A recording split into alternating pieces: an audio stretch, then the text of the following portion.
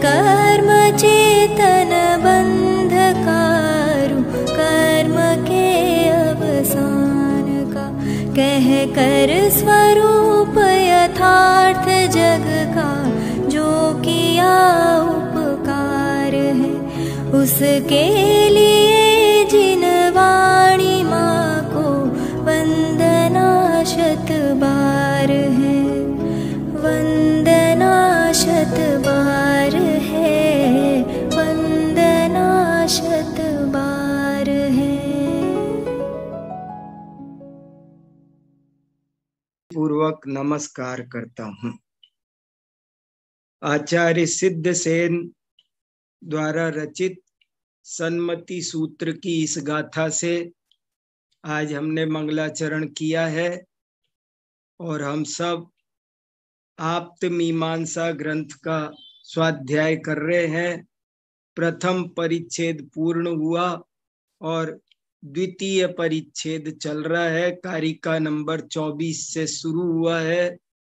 जैसे प्रथम परिच्छेद में इस बात पर चर्चा हुई थी कि सर्वथा सत भी नहीं माना जा सकता और सर्वथा असत भी नहीं माना जा सकता। कथनचित सत और कथनचित असत ऐसा स्यादवाद मानना ही समीचीन है, एकांतवाद मानना समीचीन नहीं है। फिर उस बात को बढ़ा करके उसके 7 भंग बनाए गए थे। इसी तरह अब इस दूसरे परिच्छेद में अद्वैत और द्वैत इस पेयर को लिया गया है। ये धर्म युगल हैं, 2 धर्म युगल हैं। एक का नाम है द्वैत और एक का नाम है अद्वैत। इस दुनिया में बहुत से दार्शनिक ऐसे हैं जो कहते हैं कि केवल अद्वैत ही तत्व है और कुछ कहते हैं कि केवल द्वैत ही तत्व है। कोई तो भिन्न भिन्न है सब कुछ ऐसा मानते हैं। द्वैत एकांत का नाम भिन्न एकांत भी है, अद्वैत एकांत का नाम अभिन्न एकांत भी है। और द्वैत एकांत की चर्चा अब आज शुरू होगी, लेकिन कल हमने पहले अद्वैत एकांत की चर्चा की थी कि अनेक दर्शन अनेक दार्शनिक ऐसा कहते हैं, ऐसा बताते हैं कि इस विश्व में एक ही तत्व है, 2 नहीं है। ऐसा वे खूब समझाते हैं, नाना तरह से समझाते हैं। कोई कहता है अद्वैत कई प्रकार का है, कोई पुरुषाद्वैत है जिसका दूसरा नाम ब्रह्माद्वैत भी है, कोई शब्दाद्वैत है, कोई ज्ञानाद्वैत है। ज्ञानाद्वैत वाले कहते हैं कि एकमात्र ज्ञान ही इस विश्व में है और कुछ नहीं है। शब्दाद्वैत वाले कहते हैं कि इस विश्व में शब्द ही एक तत्व है, अन्य कुछ नहीं है। ब्रह्माद्वैत वाले कहते हैं कि एक ब्रह्म ही है, अन्य कुछ नहीं है। तो जैन आचार्यों ने कहा कि फिर ये जो दिखाई देता है द्वैत, वो क्या है? हमें जो प्रत्यक्ष दिखाई देता है, कारकों का, क्रियाओं का, आदि का जो द्वैत दिखाई देता है, विद्या अविद्या, कर्म द्वैतम, फल द्वैतम, ये सब जो दिखाई देता है, ये क्या है? तो वो तीनों लोग उत्तर दे देते हैं कि ये सब पुरुषाद्वैतवादी कहते हैं, ब्रह्माद्वैतवादी कहते हैं, ये तो ब्रह्म के ही विवर्त हैं, ये ब्रह्म के ही परिणमन है, ब्रह्म का ही पर्याय है, उसी का अंश है, और बाकी जो तुम्हें दिखाई दे रहा है वो सब माया है। ऐसे ही शब्दाद्वैत वाले भी कहते हैं और ऐसे ही ज्ञानाद्वैत वाले भी कहते हैं। ज्ञानाद्वैत कहता है कि एक ज्ञान ही है, बाकी सब उसके विवर्त हैं। ऐसे ये लोग अपनी अद्वैतवाद पर अड़कर टिके हुए हैं कि अद्वैत ही है, सर्वथा अद्वैत तत्व ही है। तो उनको हमारे आचार्यों ने पहले तो कहा कि ये जो दिखाई देता है भेद द्वैत, वो क्या है। तो उन्होंने जब कहा कि ये विवर्त है, भ्रम है या माया है, तो आचार्यों ने कहा कि कोई बात नहीं, माया ही सही, लेकिन माया तो है कि नहीं। माना कि वो अविद्या है, लेकिन अविद्या ही सही, अविद्या भी होना तो चाहिए, अविद्या का भी तो सत होना चाहिए, इसलिए द्वैत बन जाएगा, अद्वैत नहीं रहेगा। किसी भी रूप में द्वैत नहीं है, तुम तो ये कह रहे हो, इस रूप में ही सही द्वैत बन तो गया ना। फिर वो बोला कि भाई हम क्या करें, हमारे शास्त्रों में समझा रखा है। तो बोले तुम शास्त्रों को मानते हो तो एक आगम प्रमाण हो गया। बोले अनुमान से सिद्ध कर देंगे। तो बोले अनुमान से सिद्ध करोगे तो एक हेतु और एक साध्य, ऐसे करके दो हो गए, द्वैत तो रह ही गया ना, सर्वथा अद्वैत कहाँ रहा। और यदि तुम कहो कि हम तो हेतु भी नहीं देंगे, अनुमान और आगम के बिना ही सिद्ध करेंगे, ऐसे ही सिद्ध करेंगे हम तो बोले ऐसे ही सिद्ध करोगे तो पहली बात तो ऐसे ही सिद्ध करने का कोई अर्थ नहीं है, वो सिद्ध नहीं होता है, ऐसे बोलने मात्र से थोड़ी सिद्ध होता है। और यदि बोलने मात्र से सिद्ध होता हो तो जैसे अद्वैत बोलने मात्र से सिद्ध हो जाता है, ऐसे ही द्वैत भी बोलने मात्र से सिद्ध हो जाए, बात तो फिर वहीं आ गई ना। और एक गजब का तर्क ये दिया कि अद्वैत शब्द ही बताता है कि द्वैत नाम की चीज है, द्वैत के बिना अद्वैत शब्द का भी निर्माण नहीं बनता है। किसी भी चीज का प्रतिषेध भी किया जाता है, निषेध भी किया जाता है, तो उसका निषेध अवश्य होता है। निषेध्य के बिना निषेध की कथनचित सत्ता होती ही है। देखो कथनचित शब्द है, निषेध की भी कथनचित सत्ता होती है, तब उसका निषेध हो सकता है। यदि उसकी कथनचित सत्ता न हो तो वो उसका निषेध भी नहीं हो सकता।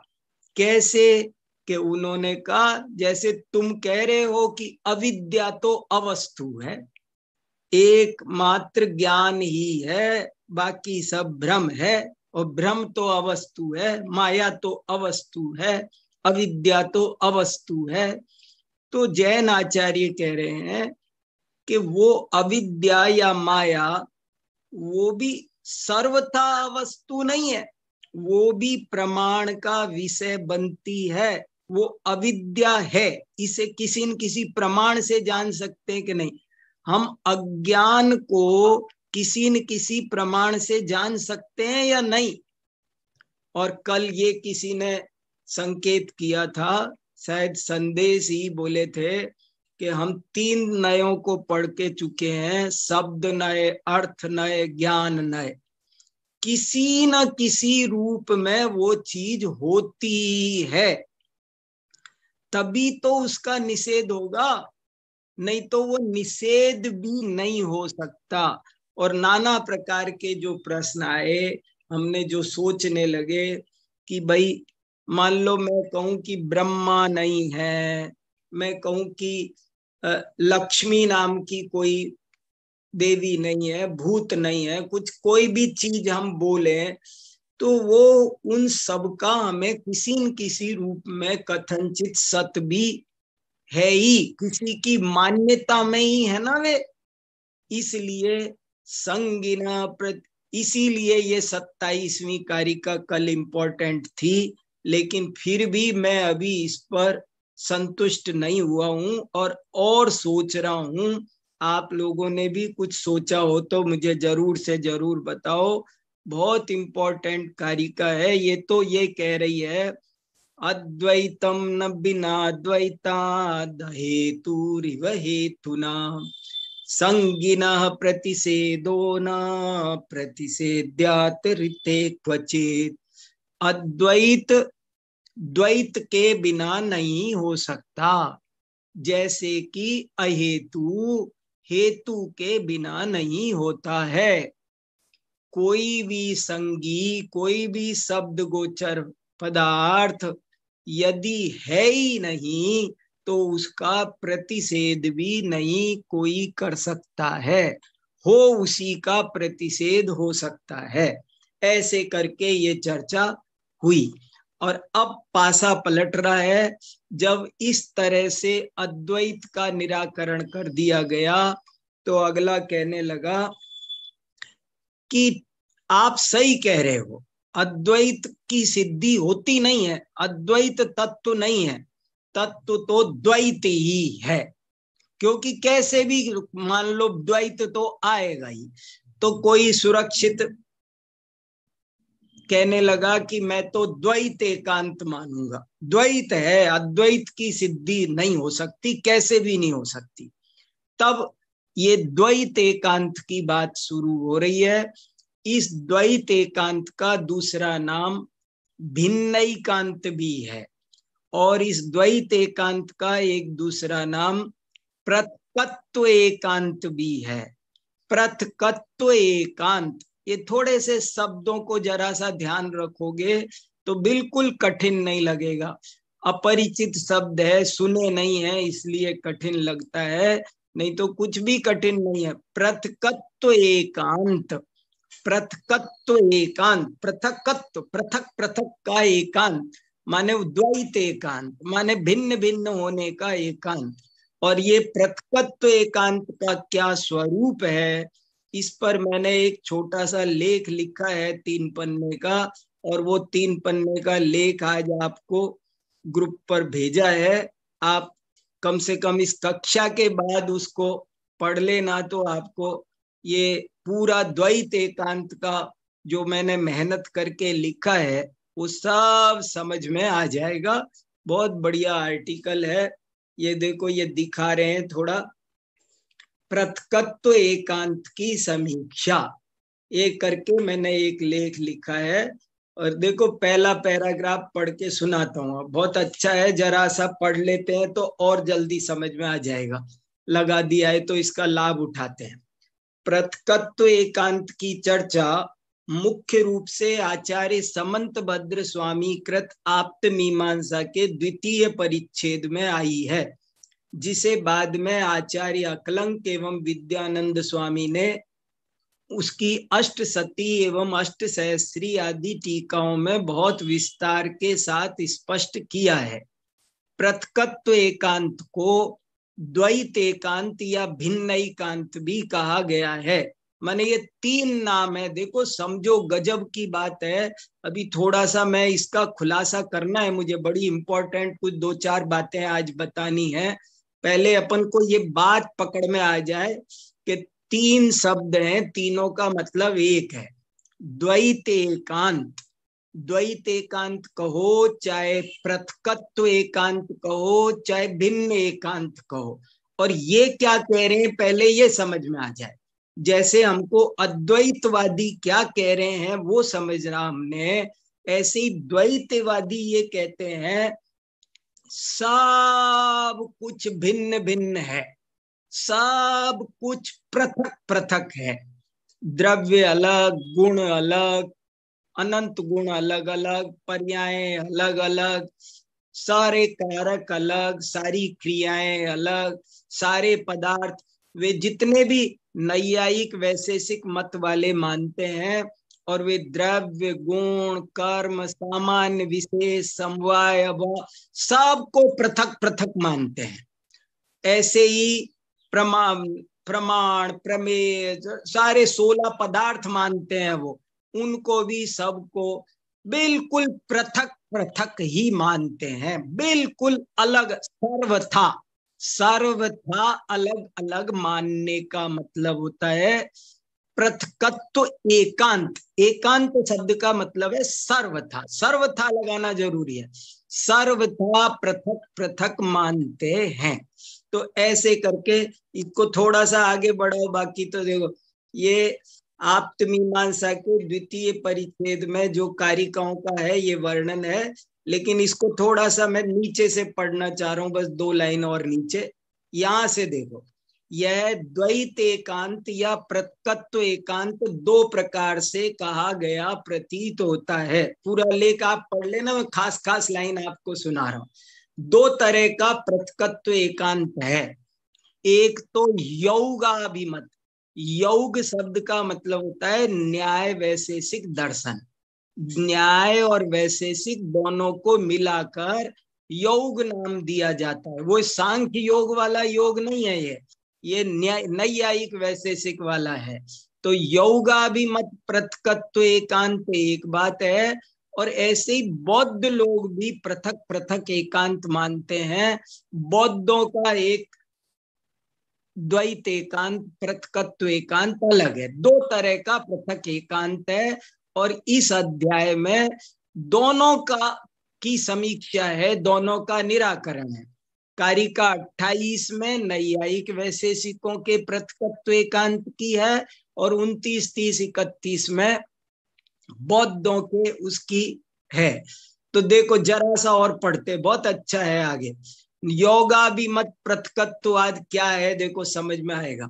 नैयायिक और वैशेषिकों का मानना है, देखो ये लाइन ध्यान से सुनने लायक है।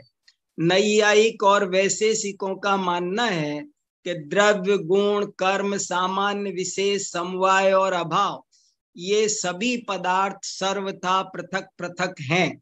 इसी प्रकार प्रमाण, प्रमेय आदि 16 पदार्थ भी सर्वथा पृथक पृथक हैं। सब चीज को वो एकदम पृथक पृथक मानते हैं। और फिर इसके बाद क्या, इसके बाद वो कहते हैं, अगला पेज लगाओ ना, इसके आगे, इसके आगे वाला भी लगाओ थोड़ा सा। हाँ हाँ ठीक है।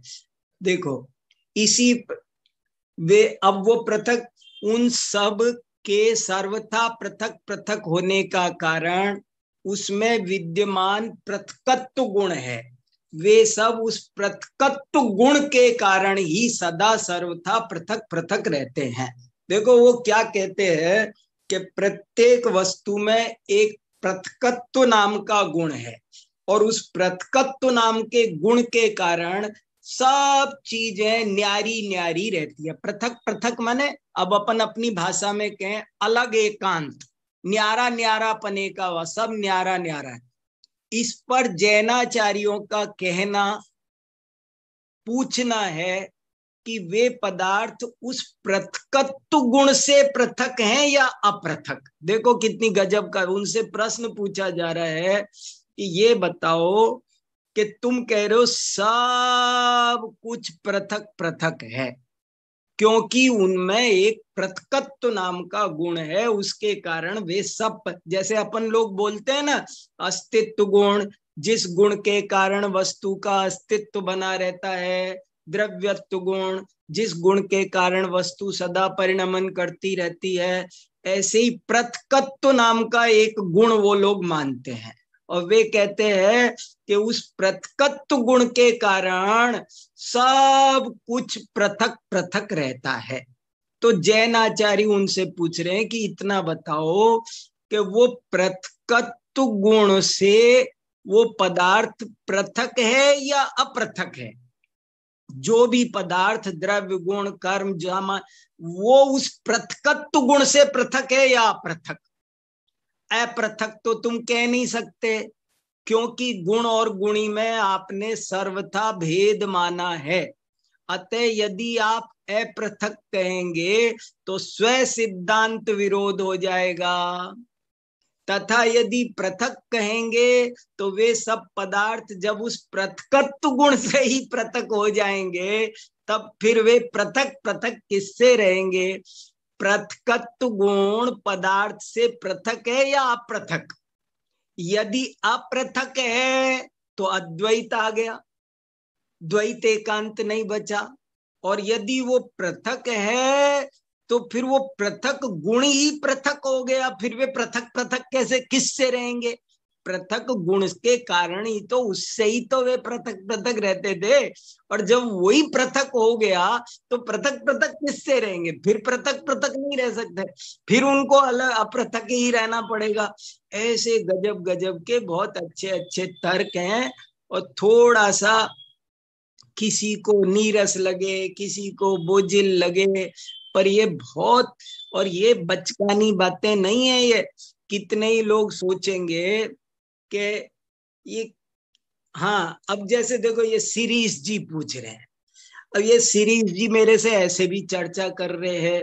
देखो ऐसे हमारी निरंतर चर्चा चल रही है इनसे। ये बहुत दिल्ली IIT से पढ़े हुए हैं, तार्किक हैं बहुत अच्छे से। मैं इनसे अमेरिका में कैलिफोर्निया मिला, वहां पर भी ये बहुत अच्छा स्वाध्याय चलाते रहे हैं, और बहुत अच्छा बहुत स्वाध्याय करते हैं। और इनको ऐसा लगता है कि उन्होंने भी तो हमारा खंडन किया होगा, फिर वो हमको सुना। लेकिन बात को बहुत शांति से समझने की जरूरत है। हम उनका सर्वथा खंडन कहाँ कर रहे हैं? हम तो ये कह रहे तुम्हारी बात कथनचित सत्य है, तुमने जो सिर्फ सर्वथा लगा रखा है वो हटाओ। सर्वथा बनती नहीं है, किसी की भी बात सर्वथा सिद्ध नहीं होती है। इतनी गजब की गजब, ये तो समाधान है, साफ साफ समझ में आ रहा है।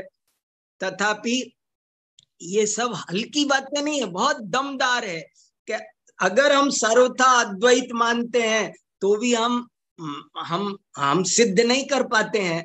यदि हम सर्वथा द्वैत माने तो भी हम सिद्ध नहीं कर, हम सिद्ध करके दिखाएं ना। हम जो बात मान रहे, हमें प्रत्यक्ष हस्ता मलकवत समझ में आ रही है ना। कि अब देखो थोड़ा सा और पढ़ते हैं, कुछ कारिकाएं पढ़ते हैं, तब समझ में आएगा। अब अपन एक बार लेख तो आप पढ़ लेना, बहुत बढ़िया है। मैं भी आप कहोगे तो और पढ़ के सुना दूंगा, लेकिन अभी अपन पहले मूल कारिका पढ़ते हैं, ओरिजिनल कारिका पढ़ते हैं, द्वैत वाली। समंत भद्र महाराज क्या कह रहे हैं, अपन उन कारिकाओं को थोड़ा सा लगाते हैं। देखो कारिका नंबर 28 पृथक्त्वैकान्त पक्षेपि पृथक्त्वाद पृथक्तुतौ पृथक्त्वेन पृथक्त्वं स्यादनेकस्तो यसौ गुणः। पृथक्त्व एकांत के पक्ष में भी, पृथक्त्व एकांत का पक्ष स्वीकार करने पर भी, यदि हम पृथक्त्व ही पृथक्त्व है ऐसा एकांत स्वीकार करें माने, तो भी पृथक्त्व गुण से तो अपृथक सिद्ध होगा न कम से कम।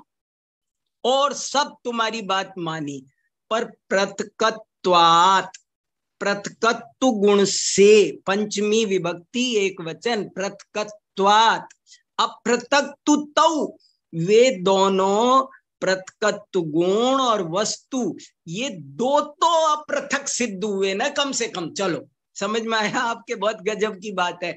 जैसे आत्मा अलग है और ज्ञान अलग है, वो लोग गुण गुणी में भी सर्वथा भेद मानते हैं। द्रव्य गुण पर्याय सब पृथक पृथक माने गए हैं वैशेषिक दर्शन के अनुसार। तो कह रहे हैं कि यदि उनसे पूछा कि क्यों पृथक है, गुण और गुणी पृथक क्यों है, तो बोले वो पृथकत्व गुण के कारण पृथक है। तो बोले पृथकत्व गुण के कारण ज्ञान आत्मा से पृथक है, ऐसा कह रहे हो ना भैया? तो ये बताओ वो पृथकत्व गुण से ज्ञान पृथक है या अपृथक है? पृथकत्व गुण से ज्ञान पृथक है या अपृथक है? यदि वो पृथक पृथक है, यदि वो पृथक पृथक है तो वो पृथक कैसे रहेगा? फिर ज्ञान किससे पृथक रहेगा? फिर तो वो वैसे अपृथक रह जाएगा। और यदि वो अपृथक है तो फिर अपृथक है, तो फिर इन दो का तो अपृथकत्व सिद्ध हो गया ना। सर्वथा पृथकत्व कहाँ रहा? गजब। पृथक्त्वैकान्त पक्षेपि पृथक्त्वाद पृथक्तुतौ पृथक्त्वेन पृथक्त्वं स्यादनेकस्तो यसौ गुणः। पृथक्त्व एकांत का पक्ष लिया जाए तो भी पृथक्त्व से अपृथक तो उसे मानने, तो माने वे दोनों गुण, गुणी या पृथक्त्व गुण और वो पदार्थ, और यदि उनको पृथक माना जाए तो भी वे पृथक सिद्ध नहीं होंगे। और ये पृथक्त्व गुण बताओ, एक है या अनेक? अनेकस्तो ही असौ गुणः। ये जो पृथक्त्व नाम का गुण है ये एक है या अनेक है? क्योंकि सब चीजें पृथक पृथक है। सबको पृथक होने के लिए एक ही पृथक गुण काम कर रहा है या अलग अलग कर रहा है? अलग अलग कर रहा है तो किससे कर रहा है? पृथक पृथक वो तो अलग अलग है। और यदि एक से कर रहा है तो फिर वो पृथकत्व वाली बात नहीं बनी। वो पृथकत्व गुण तो सारे के लिए अपृथक हो गया ना, एक हो गया। ऐसी बहुत सुंदर चर्चा आई है शास्त्रों में, बहुत अच्छे से, शांति से, धैर्य से। यही समाधान है, यही सुंदर वस्तु व्यवस्था है। अगली कारिका, संतानः समुदायश्च साधर्म्यञ्च निरंकुशः प्रेत्यभावश्च तत्सर्वं न स्यादेकत्व निन्नवे। देखो क्या कहते हैं ये लोग जो सब चीजों को पृथक पृथक मानते हैं। वे पृथक पृथक मानते हुए भी उनसे ये कहा, जब हम पूछते हैं कि भाई ये कैसे है, ये फिर एक सा कैसे जैसे वो ये कहेंगे कि कल जिसने आपको आप्तमीमांसा पढ़ाई थी वो वीर सागर अलग था, और आज जो आपको आप्तमीमांसा पढ़ा रहा है वो वीर सागर अलग है। वे हर क्षण वस्तु अलग हो जाती है। प्रत्येक पर्याय पृथक पृथक है। दो पर्याय एक नहीं होती, उनके बीच कोई संबंध नहीं है आपस में। दो गुणों में आपस में कोई संबंध नहीं, सब भिन्न भिन्न हैं। तो उनसे ये पूछा जाता है कि भैया फिर ये दिखता कैसे है कि ये वही है, ऐसा कैसे दिखता है? तो वे उसका उत्तर कहते हैं, वे संतान हैं, वे समुदाय हैं, वे साधर्म्य हैं। वे ऐसा कोई शब्द देते हैं। कोई नैयायिक, वैशेषिक, बौद्ध, जो जो सब क्षणिकवादी हैं, पृथकवादी हैं, वे उनको जोड़ने के लिए एक चीज की कल्पना करते हैं। वो है, उसका नाम कोई कहता है कि संतान। जैसे वो ये कहते हैं, जैसे बौद्ध दर्शन वाले, संतान माने क्या समझना, यहाँ संतान का क्या मतलब है? संतान माने क्या? जैसे बौद्ध दर्शन आत्मा को नहीं मानता है, वो कहता है आत्मा नहीं होता है, तो क्या होता है फिर? बोले ज्ञान ही प्रति समय बदलता रहता है। ज्ञान प्रति समय बदलता रहता है, और ज्ञान की ही जो बहुत सारी संतान हैं, उन संतानों को मिला करके आत्मा नाम दिया जाता है। संतानः तो आत्मा तो काल्पनिक है, हमने जोड़ करके उसको कह दिया। वास्तव में ज्ञान की पर्याय थी और वे भी प्रतिपल नष्ट हो गई। ऐसा वे संतान की एक उनके यहाँ बहुत बड़ी कंसेप्ट है। ऐसे ही समुदाय की कंसेप्ट है। समुदाय की कंसेप्ट क्या है? वो कहते हैं हर परमाणु पृथक पृथक है। तो हमने कहा ये घड़ा कैसे दिखाई दे रहा है, ये रूमाल कैसे दिखाई दे रहा है, रूमाल है तो ऐसे काम कैसे आ रहा है? जब इसका प्रत्येक परमाणु पृथक पृथक है तो घड़े में पानी कैसे भरा जा रहा है, इसमें रूमाल से काम कैसे लिया जा रहा है? तो कहते एक समुदाय नाम की चीज की कल्पना करते हैं कि वो सब, उनका समुदाय इकट्ठे होने का नाम घट है। वो है तो पृथक पृथक, हर परमाणु पृथक है, लेकिन एक जगह इकट्ठे हो गए, झुंड बन गया, तो उसका नाम घट पड़ गया। हर परमाणु अलग है, झुंड बन गया तो उसका नाम रूमाल हो गया। ऐसे समुदाय की बात करते हैं। कोई साधर्म की बात करते हैं कि वो वैसा का वैसा ही फिर होता रहता है ना, तो आपको ऐसा लगता है कि ये वही है, पर वास्तव में वो नहीं है। साधर्म माने सदृश, वो वैसा का वैसा ही फिर होता है, इसलिए वो आपको भ्रांति होती है कि वो चीज एक है पर एक नहीं है। ऐसी वे तीन बातें खासकर करते हैं, एक का नाम संतान, दूसरे का नाम समुदाय और तीसरे का नाम साधर्म। तीनों का भाव एक सा ही है। उनसे जैनाचार्य इस 29वीं कारिका में कह रहे हैं कि तुम जिसे संतान, समुदाय या साधर्म कह रहे हो, वह भी निरंकुश यदि हुआ, निरंकुश, निरंकुश, निरंकुश माने सर्वथा, निरपेक्ष, निरंकुश माने आप कथनचित संतान बोल सकते हो, एक ही केवल ज्ञान एक है, हम भी मानते हैं, वो तो प्रति समय परिणमनशील है, हर क्षण हर समय पर्याय बदल जाती है, आत्मा प्रति समय पर्याय बदलती है, मानते हैं। लेकिन तुम सर्वथा मानोगे, निरंकुश माने निरपेक्ष, सर्वथा जिसपे कोई अंकुश ही नहीं है, कोई विवक्षा ही लागू नहीं है, सर्वथा ही बोल रहे हो, तो वो बात वो भी नहीं बैठेगी। और प्रेत्य भाव, एक चौथा शब्द ये भी है, तीन शब्द ऊपर आए ना, एक है संतान, दूसरा है समुदाय, तीसरा है साधर्म, और चौथा एक शब्द वो लोग बोलते प्रेत्य भाव। प्रेत्य भाव का मतलब है कि आपने मुझे यहाँ देखा और यहाँ देखने के बाद में कल मैं आपको कहीं दूसरी जगह मिला, कल मैं आपको जयपुर में मिला, तो आप कहेंगे कि हमने आपको कल वहां देखा था, तो इसका नाम है प्रेत्य भाव। अगले जन्म तक पहुंचना, पुनर्जन्म, उसका नाम है प्रेत्य भाव। वो प्रेत्य भाव संतान, समुदाय, साधर्म और प्रेत्य भाव, ये सब भी सर्वथा नहीं बन सकते हैं। तत्सर्वम ना, ये सर्वम माने ये सब, ना माने नहीं बन सकते हैं, नहीं घटित हो सकते हैं, ना स्यात् नहीं हो सकते हैं।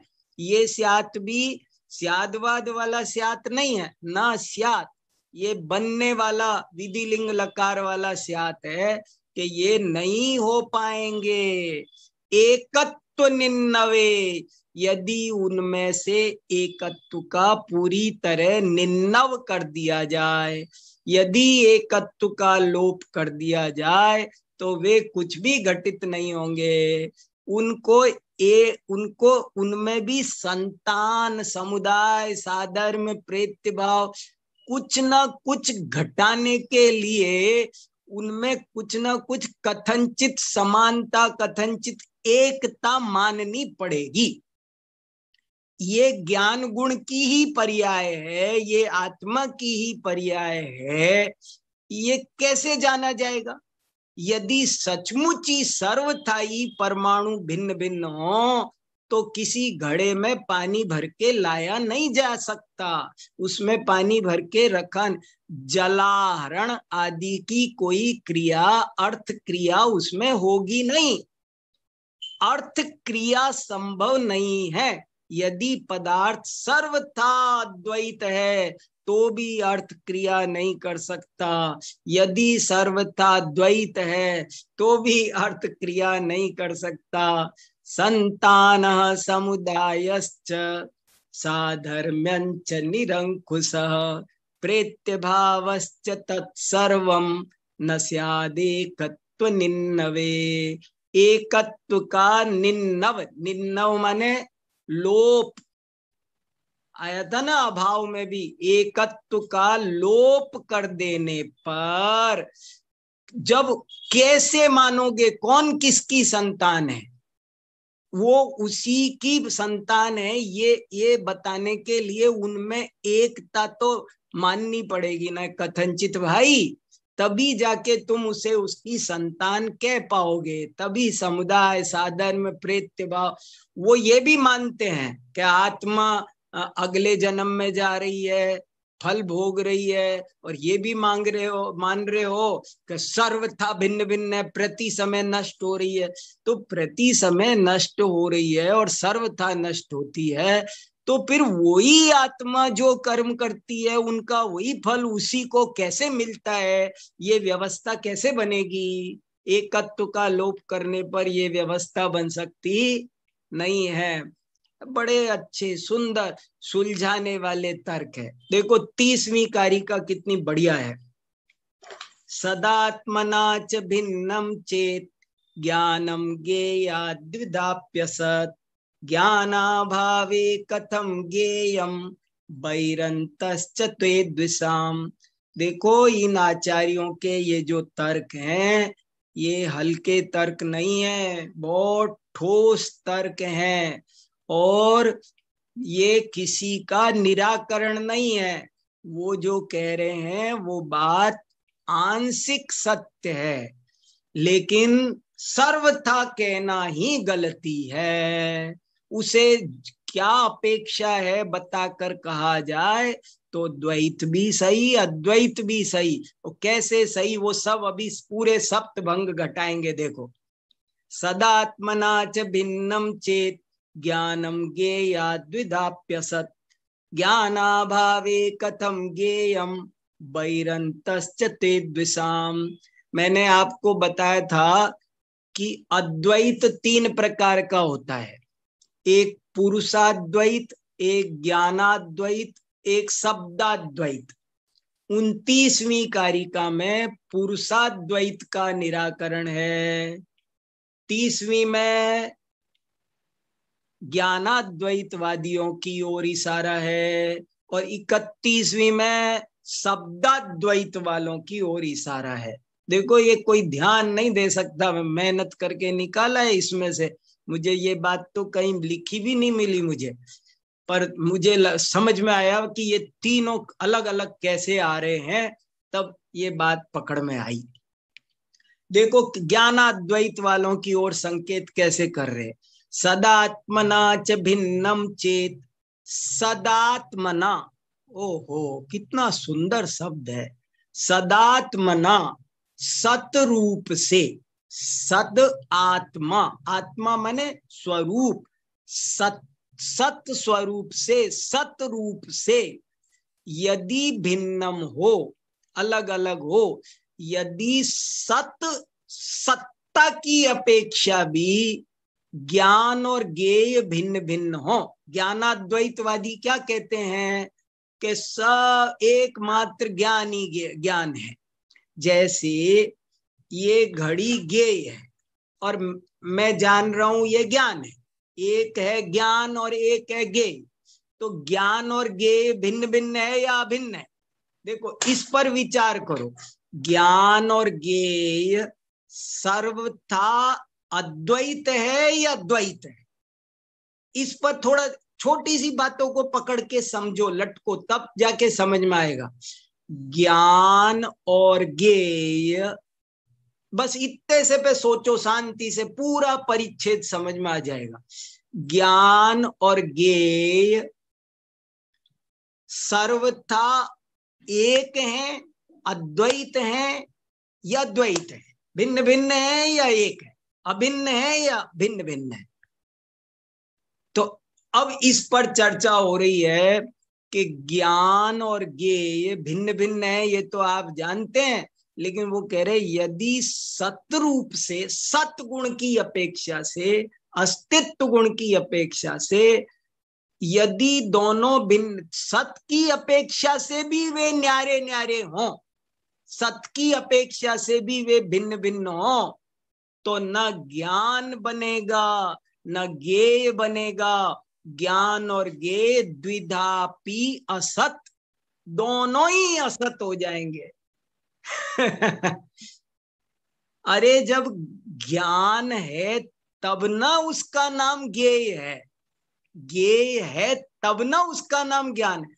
मैं कहूं मेरे पास ज्ञान है मगर वो किसी को नहीं जान रहा, उसका विषय ज्ञेय नहीं है।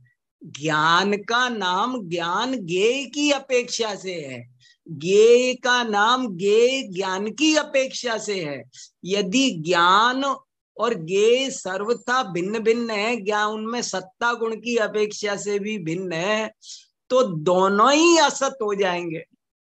धन्य है साधुवाद, धन्य है जैनाचार्यों का ये सुलझा हुआ दृष्टिकोण।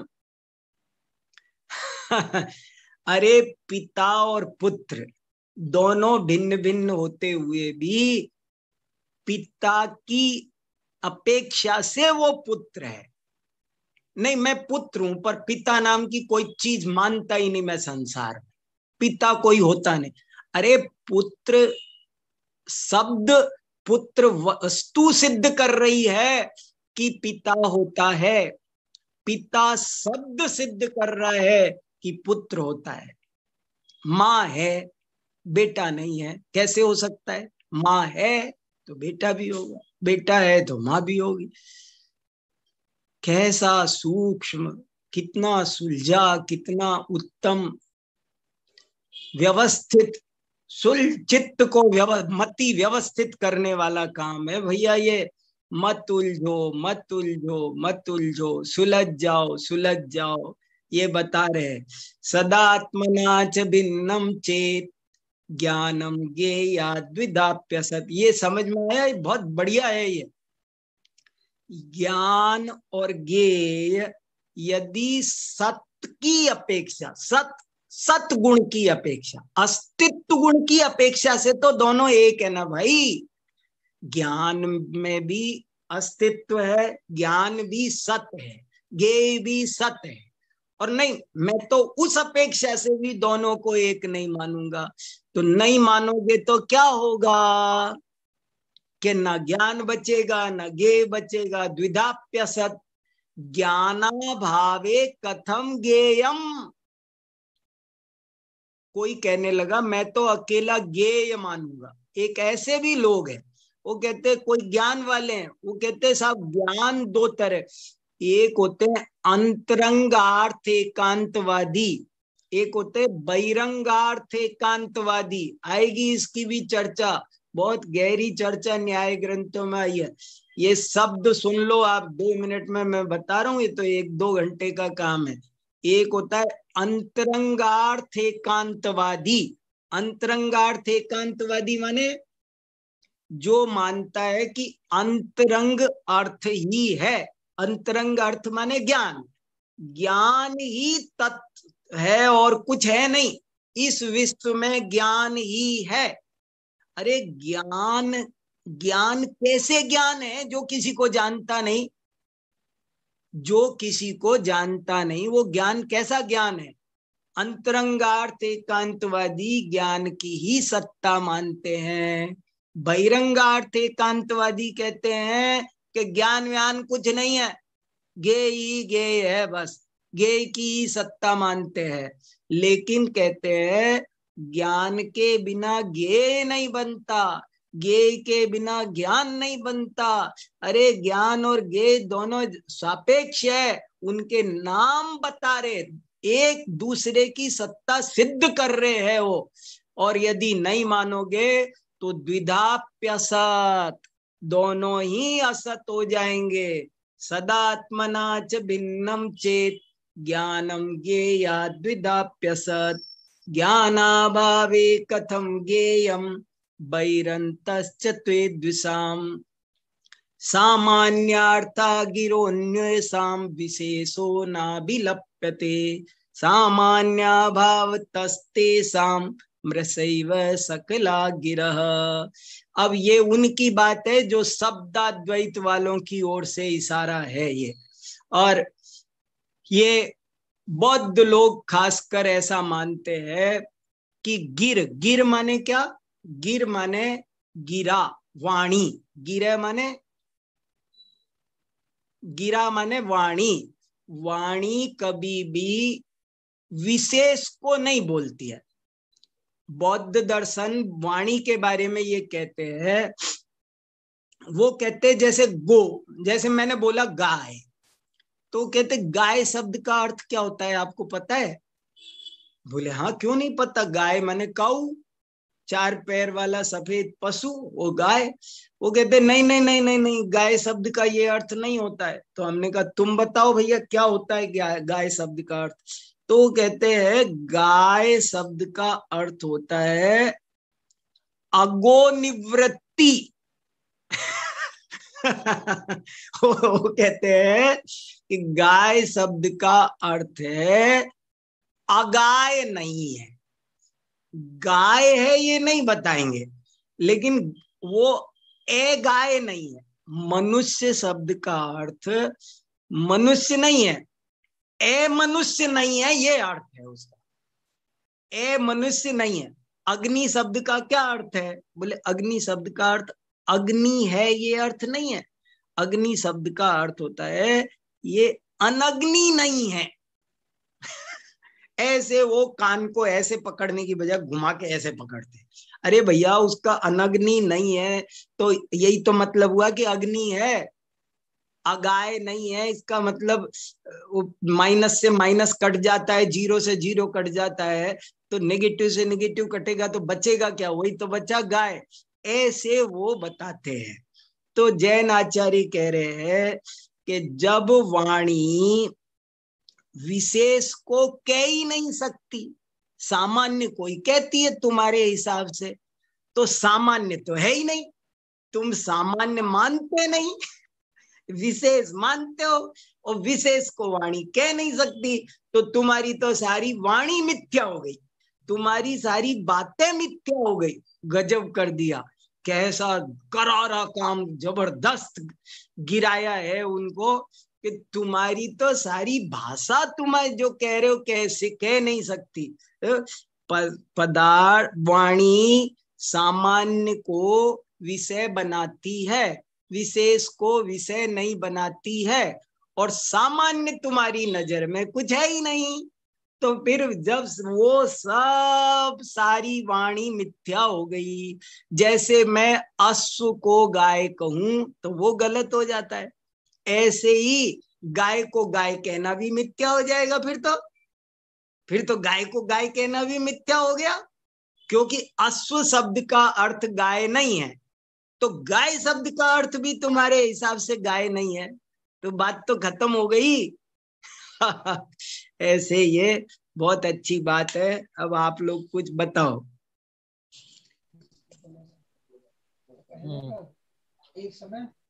यहाँ पर प्रश्न बीच में आया था कि उन्होंने भी तो कोई तर्क दिए होंगे, वे लोग ऐसा बोलते हैं कि हाँ, पृथकत्व है, अद्वैत है, तो हम उनकी बात का खंडन हम अद्वैतवाद और पृथकत्व का नहीं, अद्वैत मिथ्या एकांत और पृथकत्व मिथ्या एकांत का खंडन कर रहे हैं।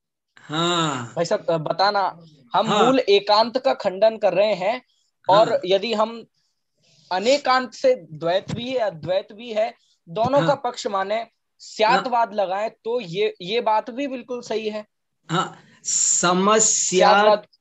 समस्या केवल एकांत में है, समस्या केवल जी सर्वथा शब्द में है।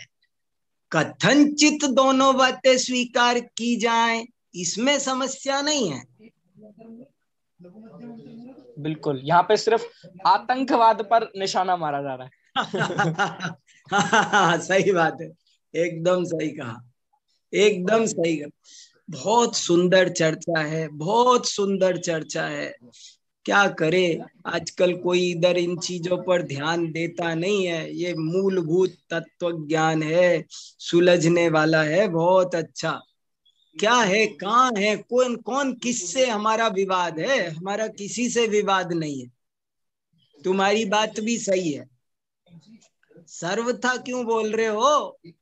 तो सर्वथा बोलने से तुम्हारी बात तुमसे कट रही, तुम्हारी बात तुमसे कट। तुमने कहा पृथक पृथक है, अब तुम सिद्ध करो। तुमने कहा अद्वैत है, अब तुम सिद्ध करो। अद्वैत भी द्वैत के बिना कैसे बनेगा? हेतु दिए बिना कैसे बनेगा? हेतु दोगे तो फिर दो हो जाएगा, आगम दोगे तो फिर दो हो जाएगा। बात किससे करोगे तुम? ये तो उनकी बात उनको बताई जा रही ना कि भाई सर्वथा मानने में इतने दोष उत्पन्न हो रहे हैं। हाँ सुनील जी। हाँ हाँ बोलिए।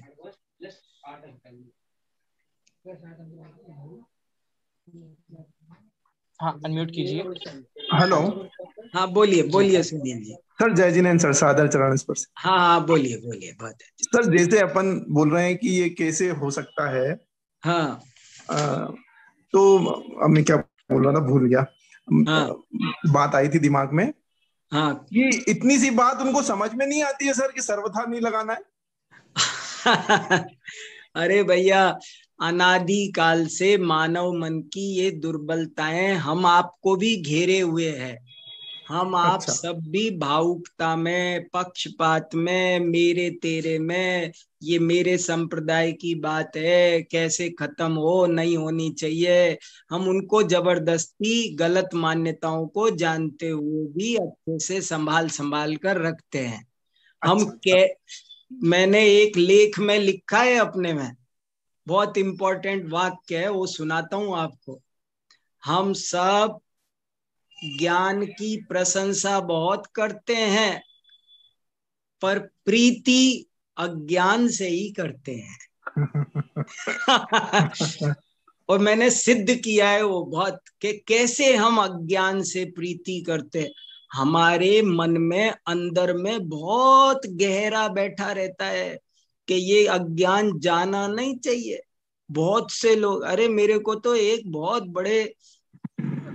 बड़े स्वाध्यायी ज्ञानी साधक ने कहा मेरे से, साहब ज्यादा ज्ञान नहीं होना चाहिए, ज्यादा ज्ञान हो जाए तो नुकसान करता है।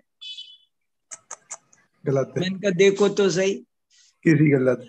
अज्ञान का इतना गहरा पक्ष है, बुरी लगती है ज्ञान की बातें, इनसे घिन है, नफरत है, पसंद नहीं है। पंडिताई दिख रही है, ये दिख रहा है, वो इससे ये होगा, उससे अरे ज्ञान से प्रीति होना। और समय सार की 206 नंबर की गाथा में बहुत साफ साफ लिखा है, ज्ञान में रत रहो, ज्ञान में संतुष्ट हो और ज्ञान में तृप्त हो, तभी तुम्हें उत्तम सुख मिलेगा। गारंटी दी है उनने।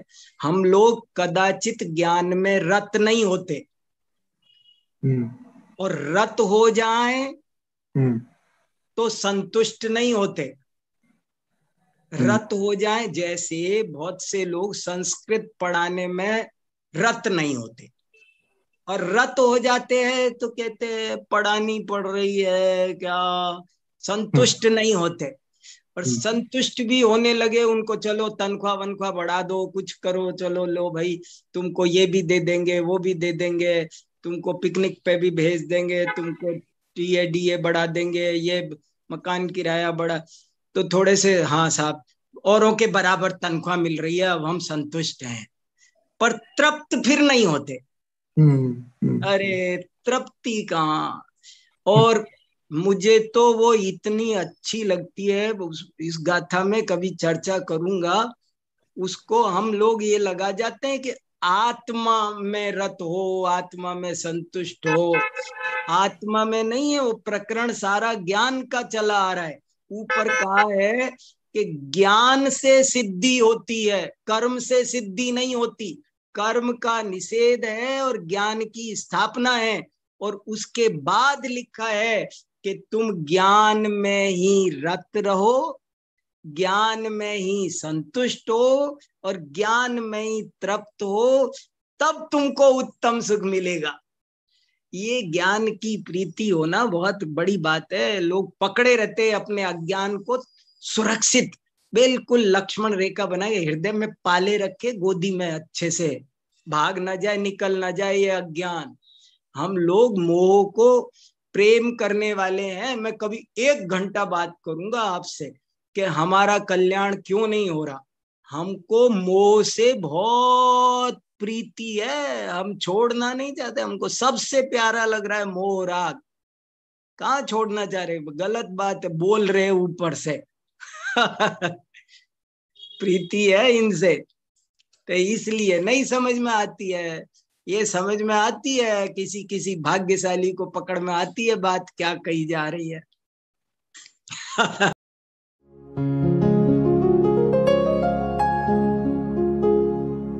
निज निधि निज में बताए, यह अनंत उपकार है उसके लिए जिन वाणी माँ को वंदना शत बार है, वंदना शत बार है, वंदना शत बार है।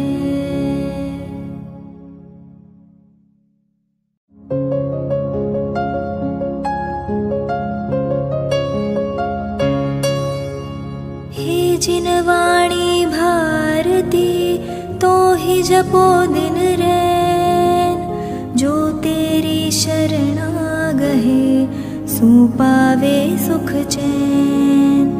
जा वाणी के ज्ञान ते सूझे लोकालोक, सो वाणी मस्तक नवो सदा देत हो ढोक।